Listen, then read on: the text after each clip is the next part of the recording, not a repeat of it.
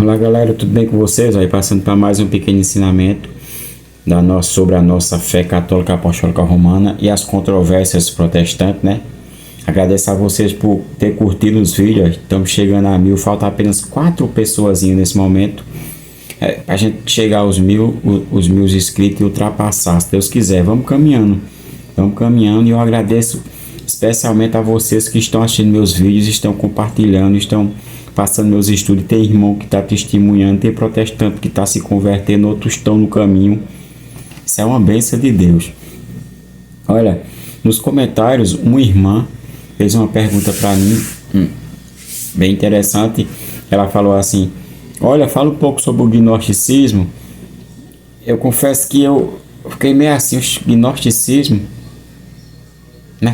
mas eu tenho certeza que foi Deus que colocou essa menina nos comentários para fazer um pedido desse. Vamos pedir a intercessão de São Pio de Petrecina, mais um pequeno vídeo. Por quê? Porque eu tinha um escrito de Santo Irineu de Lyon, um santo que viveu no século I e começo do século II, que foi da patrística, que foi aquele que confrontou o gnosticismo a fundo. O gnosticismo é uma seita criada antes do judaísmo, se enraizou no judaísmo e se instalou dentro do cristianismo e foi combatida pela igreja de Cristo, pela igreja católica. E o que é que tem a ver com o protestantismo, irmão? O gnosticismo ele é ramificado de várias seitas. Eles se separam como corpos, o câncer no corpo de uma pessoa, ele vai se espalhando e se espalhando. E o protestantismo, infelizmente, tem suas várias doutrinas, suas várias ramificações que vêm do gnosticismo. Vamos entender um pouco sobre a questão do gnosticismo, que acreditava, né, num Deus espiritual, um Deus que criou as coisas espirituais e um Deus que criou as coisas temporais, as coisas carnais, né? E esse Deus que criou as coisas carnais era esse Deus, e as coisas temporais, esse Deus era tratado como um Deus mau, porque a matéria para o gnosticismo é má. Vamos entender um pouco como Santo Irineu de Lyon combateu. Eu vou mostrar a Bíblia para vocês. Tem muita Bíblia aqui, não vai dar para mostrar todos os textos, mas eu vou deixar passar aqui todos os textos para vocês. Vamos entender um pouco mais sobre a luta desse grande Irineu de Lyon. Olha, Irineu de Lyon era um homem da tradição apostólica, pois era guardião dos cânones imutáveis da verdade.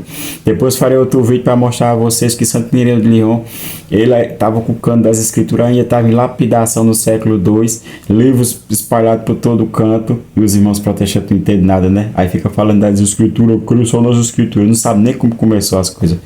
Ou ignorância miserável. Mas eu estou aqui para ajudar você, católico, a abrir seus olhos dessas heresias. E você, protestante, que quer estudar comigo, vem estudar comigo. Século II, não tinha nada. Século I, a metade do século II, a Bíblia estava só fragmento, por aqui, por acolá, e Santo Irineu tinha muitos desses fragmentos. Irineu não era especulativo e procurava apresentar a doutrina da igreja, recebida sem descontinuidade dos apóstolos e de seus sucessores, de modo preciso e fiel, refutando os erros para edificar a mesma igreja. Santo Irineu é considerado o terceiro na geração apostólica. Vamos supor o último apóstolo, São João, a morrer mais ou menos no ano 100, precisamente ninguém sabe dizer. Depois São Policarpo, discípulo de São João. Santo Irineu, discípulo de São Policarpo, foi doutrinado por São Policarpo. E Santo nasceu em Antioquia quase naquela mesma época, né? Vamos entender. O gnosticismo, como o qual Irineu se defrontou, era um complexo fenômeno anterior ao cristianismo, que apenas assimilará elementos cristãos e não a fé, embora algumas seitas gnósticas, são mais de uma, se apresentassem como cristãos em todos os momentos. Os cristãos, para refutarem o gnosticismo, se agrupavam em torno de seu bispo. Prestem atenção que eles usavam a questão do cristão viver uma maneira meio desapegar das coisas, viver somente pensando e meditando na vida de Cristo. Eles usavam aquilo ali para dizer que Cristo veio desapegar-se às coisas materiais, às coisas espirituais. Uma doutrina totalmente equivocada. Repare como as escrituras refutavam. Em São Paulo, São João falaram muito desse povo. Segunda carta aos Coríntios, capítulo 2, capítulo 11, segunda carta aos Coríntios, capítulo 11, versículo 3, São Paulo já está tratando ali daqueles falsos cristos que eram pregados. E ele estava acusando esses camaradinhos aí, os gnósticos, dessas heresias. E para se defender, eles se agrupavam ao pé do bispo. Vou usar aqui a Bíblia Sexto-Climentina, né, como falou o irmão Fábio, a Vulgata de São Jerônimo, a Bíblia original, do contexto original, fantástica, para nós entendermos isso. Porque o bispo é tão importante? No capítulo 1 de Atos dos Apóstolos, versículo 20, está assim: porque está escrito no livro dos Salmos, fique desabitada a habitação dele, e não haja quem habite nela, e receba outro seu bispado. Por quê? Porque eles se agrupavam para combater o gnosticismo. Porque os bispos da igreja, a Bíblia aqui está falando no versículo 20, os bispos, está falando da fraqueza de Judas e a escolha de Matias. No versículo 22, do mesmo capítulo 1 de Atos dos Apóstolos, São Lucas escreve assim: começamos desde o batismo de João até o dia em que foi assunto acima de entre nós, que um dos tais seja testemunha conosco da sua ressurreição. Porque os apóstolos guardavam essa testemunha de Cristo. Prestem atenção. E eles se agrupavam ali, a igreja católica naquela época. Para quê?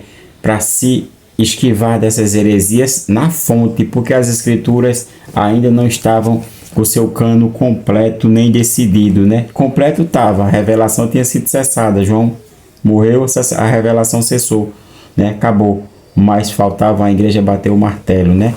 Vamos entender um pouco mais. A igreja reagia vigorosamente, e Irineu nos apresenta as mais originais reações, tomando conhecimento da doutrina desse movimento e das suas variantes, e questionando a autoridade dos chefes gnósticos que pretendiam ligar-se aos apóstolos, tal como estavam ligados aos bispos católicos. A corrupção, tinha algumas corrupções, mas Santo Irineu combatendo. Prestem atenção que era um movimento que tinha variantes, eram várias seitas gnósticas. O gnosticismo foi um movimento religioso místico com várias fontes de origem discutidas, já presente no judaísmo heterodoxo no início do século I, existindo também nos ambientes pagãos. Teve grande repercussão no século II, foi no ambiente alexandrino, Egito, que são essas aberrações, já pensaram? Que melhor se desenvolveu, porém esteve presente também nos ambientes asiáticos, antioquenhos e na Gália, onde viveu Irineu a maior parte da sua vida. Gália, hoje França.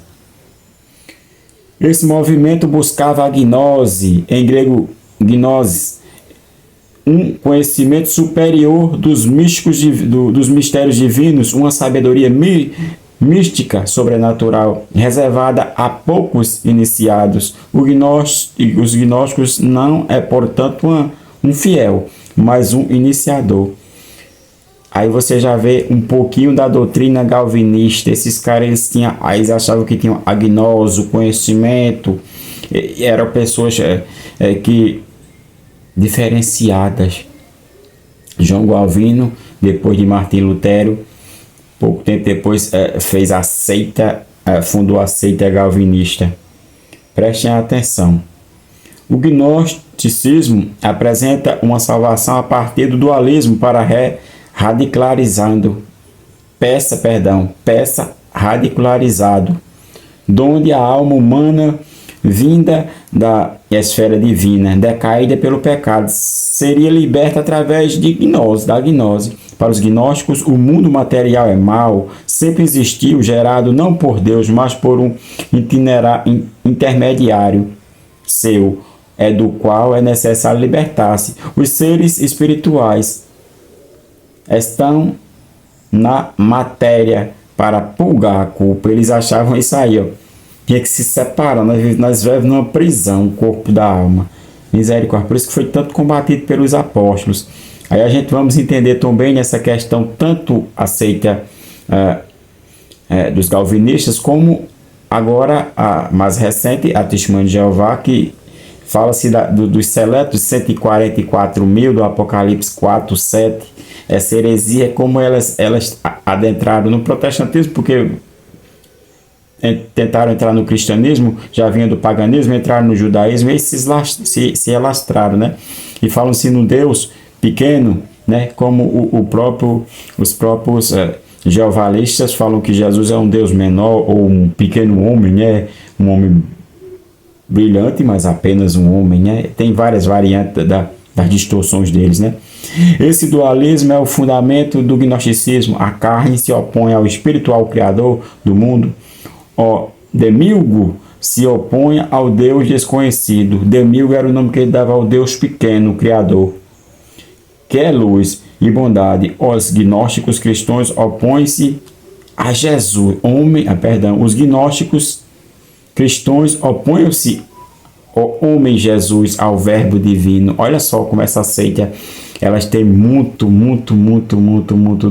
de Jeová. Eles se opunham as testemunhas de Jeová, eles se opunham à encarnação do verbo.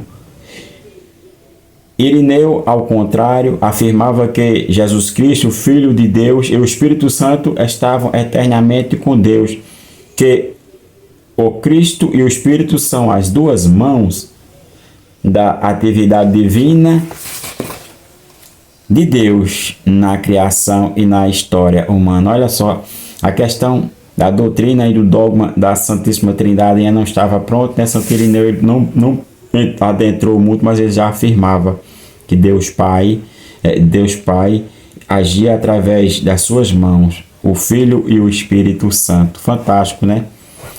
E Jeová refutado, né? Jeová vem dessa seita, a doutrina jeovalista, né? Que não aceita Jesus como Deus, muito menos a encarnação do verbo, muito menos que Jesus teve sua redenção na cruz por todos nós. O gnosticismo foi assimilado a elementos cristãos, expressando-se conforme as suas doutrinas, gerando diversas formas de sincretismo. O Cristo seria o revelador de Deus Supremo e desconhecido centro definido e concreto para a teoria gnóstica, porque o Deus criador Espírito para eles, né? O Deus que purificava e santificava era algo inacessível para o gnosticismo. Assim, negavam a humanidade e a morte de Cristo, pois ele não teria vindo na carne. Os gnósticos afirmavam que nem todos os cristãos possuíam a gnose transmitida pelos apóstolos a poucos. Eles possuíam misteriosos ensinamentos, buscando em parte os chamados evangélicos apócrifos. Dividiam-se em muitas seitas com grande variedade de formas. Prestem atenção, porque o gnosticismo eles se dividiam como o protestantismo, né? Imagine vocês como o gnosticismo ele andou, né, trazendo muitos problemas de fato. E aceita, eu estou com o catecismo aqui dos testemunhos de Jeová, para a gente falar com base, para a gente não falar besteira, né?